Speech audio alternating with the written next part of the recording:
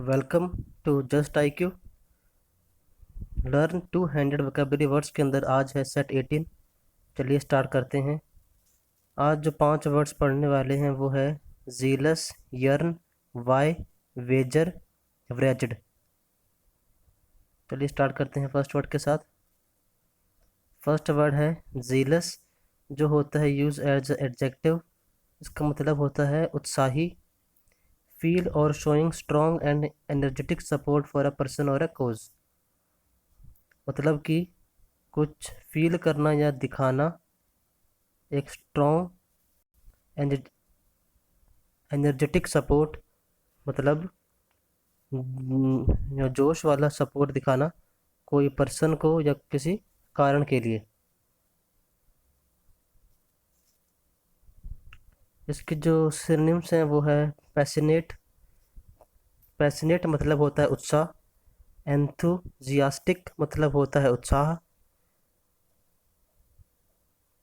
Energetic मतलब होता है जोश या शक्ति। जोश या शक्ति। फर्वेंट मतलब होता है उत्सुक। इसके जो एंटोनिम्स हैं वो है इमोशनलेस, एपैथी, डिस्पैशनेट। इमोशनलेस मतलब होता है भावनाहीन। एपैथी मतलब होता है उदासीनता। एपैथी मतलब होता है उदासीनता।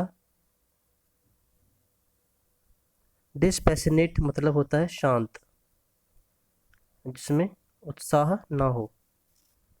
इसका जो एग्जांपल है वो है in a zeal to finish the race he completely blocked out the pain in his leg।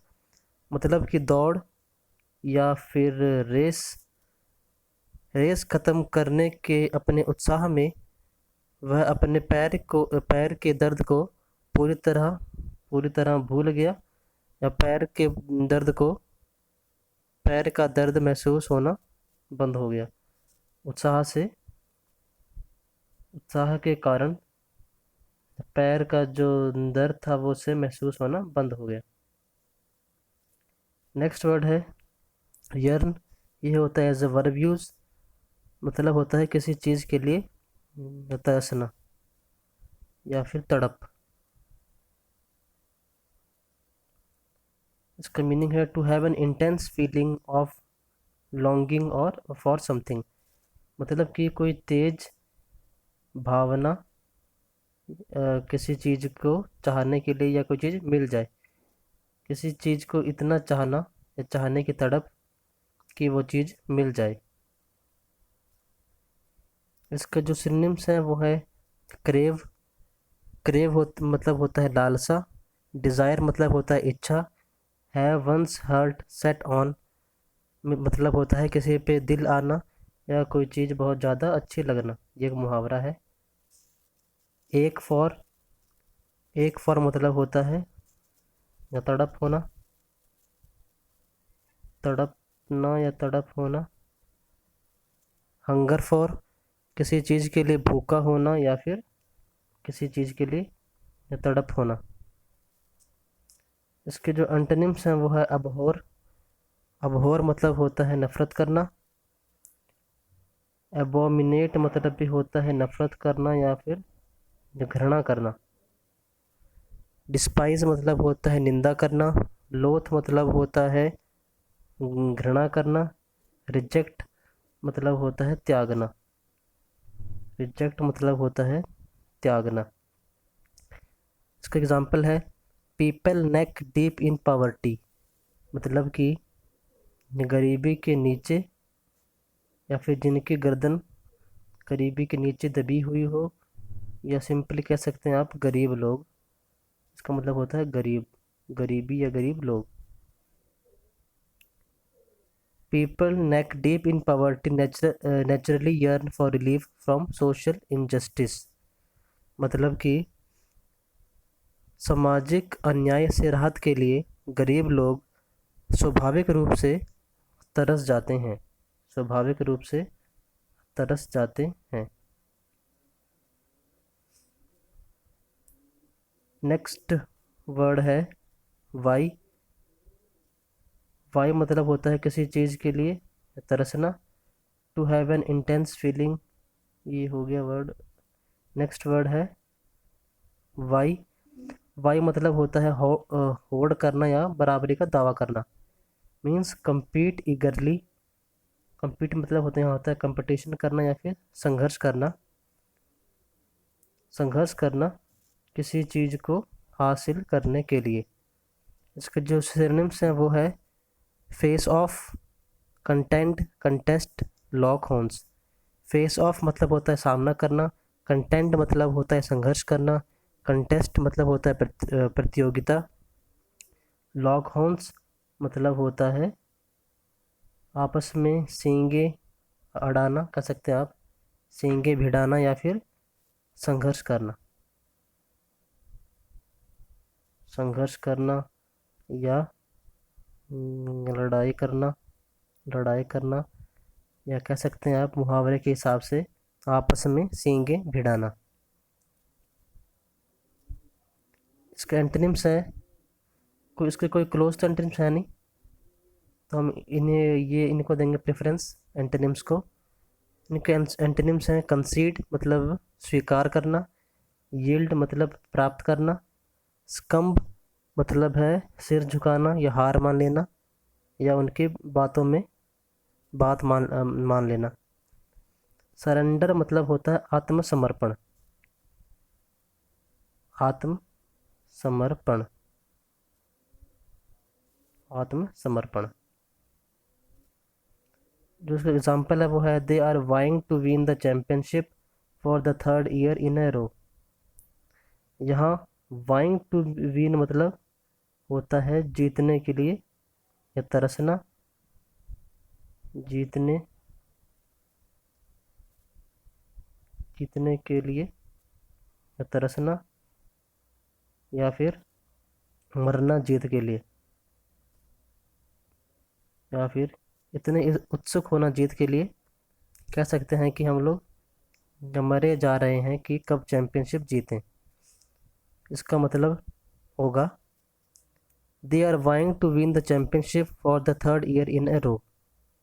उसने मतलब होता है वह लगातार तीसरे वर्ष चैम्पियनशिप जीतने के लिए तैयार है या फिर जीतने के लिए मरे जा रहे हैं।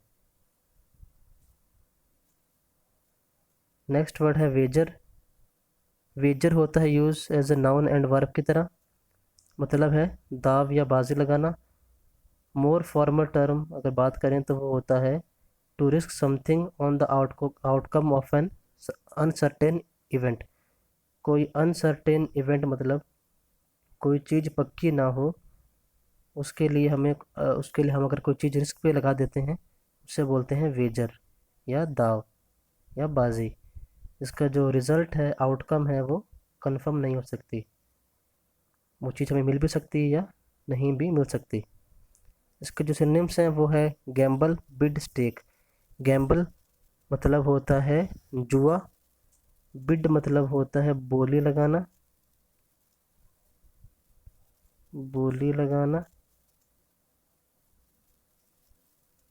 बोली लगाना। स्टेक मतलब होता है दाव, स्टेक होता है दाव। इसका जो वो है एग्जाम्पल वो है she has put a cash wager of 1 crore rupees on the biggest race horse of the year. मतलब कि उसने साल की सबसे बड़ी रेस के घोड़े पर 1 करोड़ रुपए का नगद दाव या बाजी लगाई है या लगा दी। नेक्स्ट वर्ड है व्रीज्ड। ये होता है एज एडजेक्टिव यूज, मतलब कि या दयनीय या फिर दुखद। A very unhappy and unfortunate state. बेहद दुखद या फिर दुर्भाग्य वाली कोई स्टेट या अवस्था। इसके जो सिनोनिम्स हैं वो है मिजरेबल। मिजरेबल होता है दुखी। डिस्गस्टिंग मतलब होता है घिनौना। कंटेम्प्टेबल मतलब होता है घिनौना। रिप्रीहेंसिबल मतलब होता है निंदा करना। डिप्लोरिंग मतलब होता है खेद,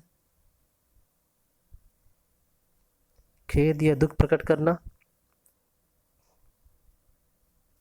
कंडेमनेबल मतलब होता है निंदनीय। डिसग्रेसफुल मतलब होता है शर्मनाक। एग्जाम्पल है बॉन्क्स पैरासाइट। ये जो पैरासाइट है ये यहाँ मूवी का नाम है। बॉन्क्स इसके डायरेक्टर है। इस फिल्म में इन्होंने दिखाया है एक satire and psychological drama. Satire यहाँ होता है व्यंग। साइकोलॉजिकल मतलब जो दिमाग से जुड़ा हो या मनोवैज्ञानिक। तो इस फिल्म में क्या हुआ है, एक मानव की या मानवता का सबसे खराब और शर्मनाक भाग्य को दिखाया गया है। तो इस सेंटेंस का मतलब हुआ Bong's Parasite is a satire and psychological drama that portrays the devastating and wretched luck with the worst of human nature.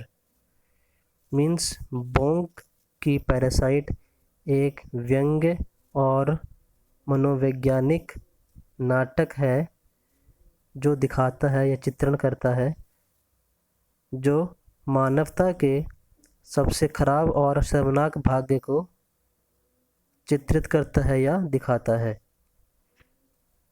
तो ये थे आज के 5 वर्ड्स। Thanks for watching.